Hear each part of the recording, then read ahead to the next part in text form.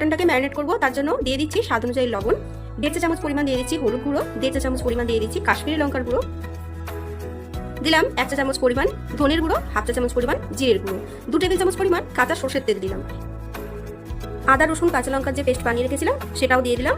এখানে রয়েছে 4টে মিডিয়াম সাইজের পেঁয়াজ কুচি, তার থেকে অর্ধেকটা পেঁয়াজ কুচি আমি এই ম্যারিনেশনে ব্যবহার করছি আর বাকি অর্ধেকটা আমি পরে ব্যবহার করব। এবার খুব ভালো করে মাংসটাকে ম্যারিনেট করে নিতে হবে। পেঁয়াজ কুচিটাকে হাত দিয়ে একটু ভালো করে ছাড়িয়ে ছাড়িয়ে নিয়েছি আর মাংসের সঙ্গে সমস্ত মশলাটা বেশ কিছুক্ষণ সময় ধরে একদম ঘষে ঘষে ম্যারিনেট করে নেব। যত ভালো করে এই মাংসটাকে ম্যারিনেট করা যাবে ততই কিন্তু এর স্বাদ ভালো হবে।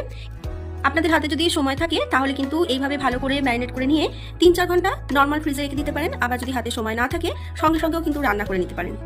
আমি ম্যারিনেট করে না রেখেই রান্নাটা করে নিচ্ছি। তার জন্য প্রেসার কুকারের মধ্যে দিয়ে দিলাম 3 টেবিল চামচ পরিমাণ সর্ষের তেল। তেল গরম হয়ে গেলে ফোড়নে দিয়ে দিচ্ছি 1/2 চা চামচ পরিমাণ গোটা জিরে, একটা শুকনো লঙ্কা, একটা তেজপাতা, 1 টুকরো দারচিনি, 4টে ছোট এলাচ। ফোড়নটাকে কয়েক সেকেন্ড ভালো করে নেড়ে নেব। ফোড়ন থেকে সুন্দর গন্ধ বেরিয়ে আসলে বাদবাকি সেই অর্ধেকটা পেঁয়াজ কুচি দিয়ে দেবো। মিনিট 2 সময় ধরে পেঁয়াজ কুচিটাকে একটু ভেজে নেব আর গ্যাসের ফ্লেমটা কিন্তু এই সময় আমি হাইতেই রেখেছি। পেঁয়াজটা আমাদের ভাজা হয়ে গেছে, দেখুন ঠিক এইরকমই পেঁয়াজটা আমি ভেজেছি, এর থেকে বেশি কিন্তু আর ভাজবো না।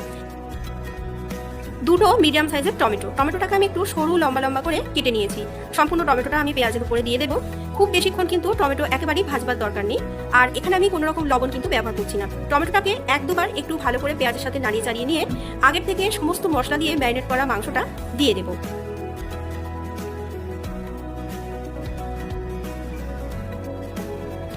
সমস্ত মশলা মাখানো মাংসটা আমি দিয়ে দিলাম।